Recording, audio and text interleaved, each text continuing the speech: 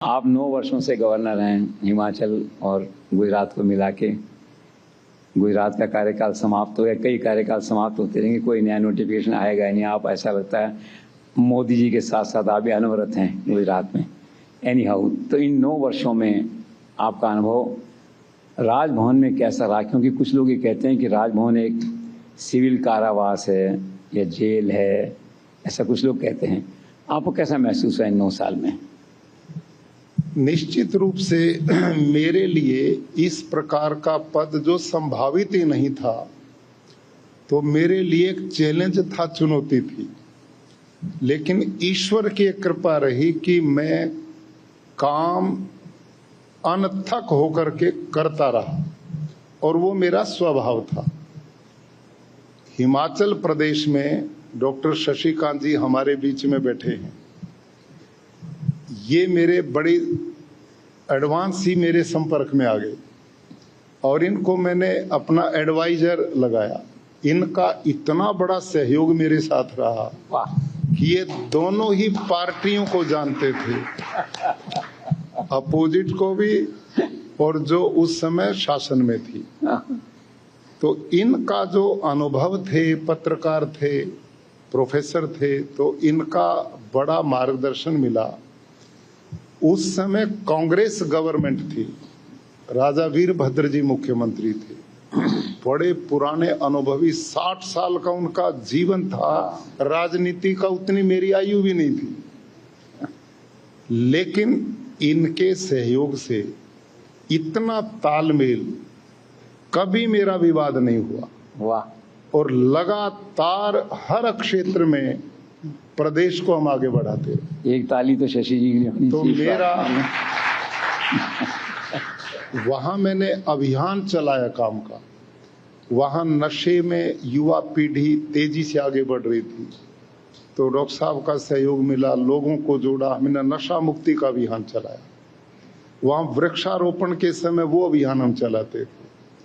और स्वच्छता अभियान जो प्रधानमंत्री नरेंद्र मोदी जी ने देश को एक नई सोच दी थी, तो मैं जो काफिला मेरा चलता था अपना गाड़ी का, एक गाड़ी में मेरी में झाड़ू, फावड़े और सामान होता था स्वच्छता का। जहां भी मैं जाता लगता यहाँ गंदगी है, उतरता और शुरू हो जाता। गांव में कई बार मैं घुसता तो मेरे को देख के लोगों में इतनी उत्सुकता जागती थी, महिलाएं आ जाती, बच्चे आ जाते, झाड़ू लगाते और सारे जुड़ जाते थे। और मेरे को याद है उन सालों में हिमाचल प्रदेश देश में स्वच्छता में प्रथम स्थान पे आया था। तो इस ढंग का कार्यक्रम, और उसी के साथ प्राकृतिक खेती। उन दिनों मैं अपने गुरुकुल के खेतों में एक्सपेरिमेंट कर रहा था, पूर्ण सफल में नहीं हुआ था। इसलिए मैंने पहले 2 साल, जब तक मैं खुद सफल ना हूं, औरों को मैंने नहीं बताया। लास्ट के 2 साल मेरे जो थे, उस समय मैं पूर्ण रूप से प्राकृतिक खेती में समझ पाया था कि एक सफल मिशन है। इससे पर्यावरण भी बचेगा, धरती माता का स्वास्थ्य भी बचेगा, भूमिगत जल भी बचेगा, जल की शुद्धता भी बचेगी, देसी गाय माता भी बचेगी, क्योंकि उसके बिना ये खेती संभव नहीं है, किसान भी बचेगा, और जो पूरा राष्ट्र का उपभोक्ता है, आज जो सारा जहर खा रहा है, स्लो पॉइजन, हर चीज में यूरिया, डीएपी, पेस्टिसाइड, इंसेक्टिसाइड। आज तो माँ के दूध में भी यूरिया मिल रहा है, पशुओं के दूध में।